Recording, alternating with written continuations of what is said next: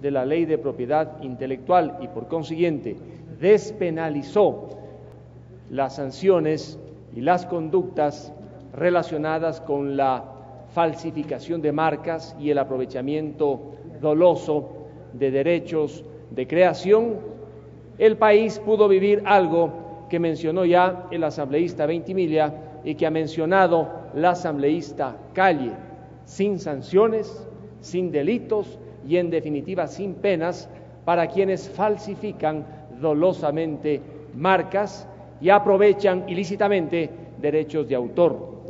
Sin embargo, el presidente de la República, cuando envió la propuesta para criminalizar nuevamente este tipo de conductas, acompañado por el ministro de Comercio Exterior, que reforzó el pedido de que no fuera una simple contravención, sino un delito, optó por un camino distinto. Básicamente, lo que hizo el presidente con su propuesta fue seguir el camino trazado por la Unión Europea y por los Estados Unidos, en el un caso un país y en el otro una organización supranacional, que quieren ser severos en cuanto a combatir este tipo de piratería. Creo que aquellos que forman parte del oficialismo difícilmente pueden equivocarse a estas alturas, después de que el propio presidente de la República y el ministro de Comercio Exterior han hecho la propuesta que debate la Asamblea en materia de marcas y de propiedad intelectual. El informe publicado y difundido en el mes de abril de este año por el Departamento de Comercio de los Estados Unidos no es un informe cualquiera. Si bien es un informe que nace del imperio, tiene incidencia en el país, a tal punto que este informe, que entiendo habrá sido conocido anteriormente de manera extraoficial por quienes gobiernan el país, motivó que se haga la propuesta gubernamental para reincorporar los delitos y las sanciones que fueron derogadas en la disposición 22ª del Código Integral Penal. Ese informe del Departamento de Comercio de los Estados Unidos, en la página 56, le coloca al Ecuador en el mismo lugar en el que están Chile, curiosamente, que tiene un tratado de libre comercio con los Estados Unidos, Argentina y Venezuela, 4 países en la lista negra. Antes el Ecuador estaba en otra lista, en una lista gris, entre otros países, junto a Colombia y a Perú. Estos dos se han quedado en la lista gris, al Ecuador le han subido a la lista negra. Lo grave de este informe tiene que ver con las aseveraciones que allí se hacen. Entre otras cosas, se dice que al Ecuador se le ha pasado de la lista gris a la lista negra porque se ha convertido en el espacio ideal para la piratería y, en consecuencia, con la piratería, el aprovechamiento ilícito de derechos de autor, falsificación dolosa de marcas, no hay seguridad jurídica y, en definitiva, peligro para las inversiones extranjeras. Y en ese informe se le recomienda al Ecuador que haga precisamente lo que hoy quiere hacer con esta reforma al Código Integral Penal. Uno podría decir, es un informe del Departamento de Comercio Exterior de los Estados Unidos, ¿qué nos importa? Ojalá pudiéramos decir qué nos importa, pero es un informe que está íntimamente conectado también a los pronunciamientos de la Organización Mundial de Comercio y de la Unión Europea.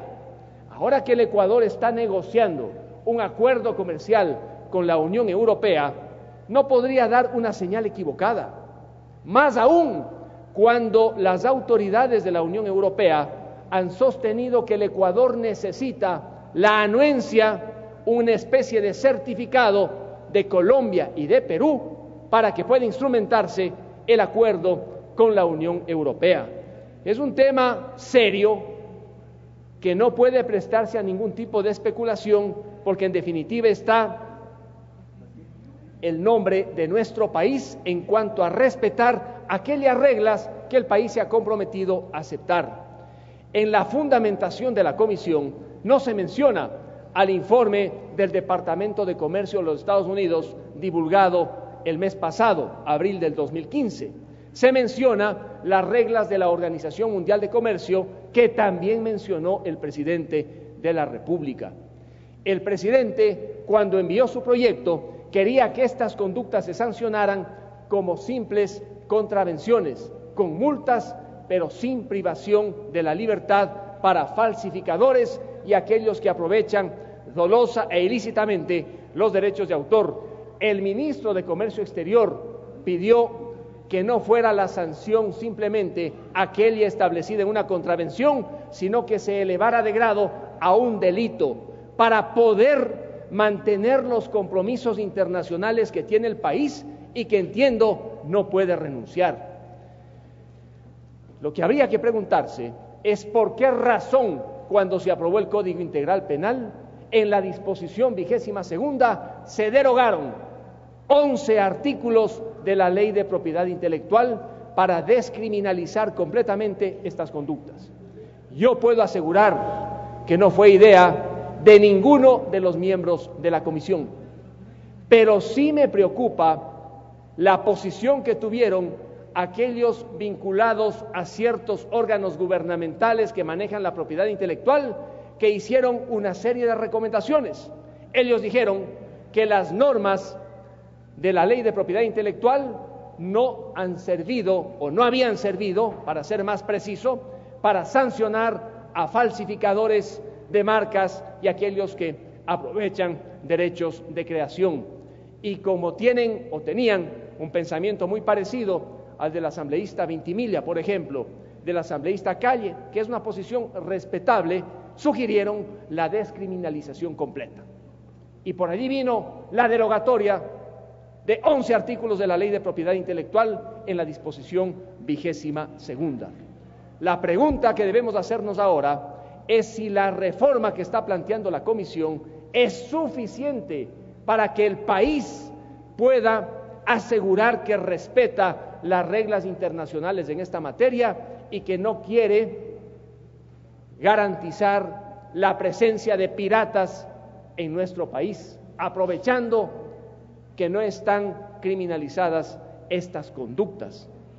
Si uno compara la forma como está redactado el artículo que ha presentado la comisión con los 11 artículos derogados, va a encontrar que el articulado de la comisión es bastante restrictivo. En la Ley de Propiedad Intelectual, de manera muy extensa, se iban señalando todas las conductas posibles. Pero el otro tema que debe preocupar es si habrá o no, según la propuesta que hace la comisión, pena privativa de la libertad para aquel que comercializa en la esquina, en una vereda, discos o videos. Sí, la comisión sugiere que haya pena privativa de la libertad, pero no multa. Para que haya multa, debe el monto que se comercializa superar los $50,000. Y este tema tiene que ser discutido. Aquellos pobres ciudadanos ecuatorianos que subsisten con la venta de un video o de un disco, no debería sancionárseles con la gravedad que consta precisamente en el delito como lo ha tipificado la comisión. Un minuto, asambleísta. Este es un tema importante porque está bien que aquellos que se dedican a la falsificación en grandes escalas, los verdaderos piratas, sí sean sancionados de la manera más drástica, pero no pueden pagar también aquellos pobres ciudadanos ecuatorianos que venderán un disco o 2 discos por allí y no deberían estar sometidos a la supervisión estatal de lo que hacen o simplemente no hacen. Este es un tema para meditar, pero lo que el Ecuador no puede renunciar es a cumplir las reglas internacionales, más aún cuando estamos tratando de ingresar a la Unión Europea, más aún cuando queremos mejorar las relaciones con los Estados Unidos, nos guste o no nos guste a nivel comercial. Y allí entonces que la comisión para segundo debate tiene uno de los desafíos más importantes: encontrar la norma que no perjudique a los pobres de este país, pero que sirva para castigar a los grandes piratas de la medicina, de la música y de tantos otros inventos más. Muchas gracias. Gracias, asambleísta. Tiene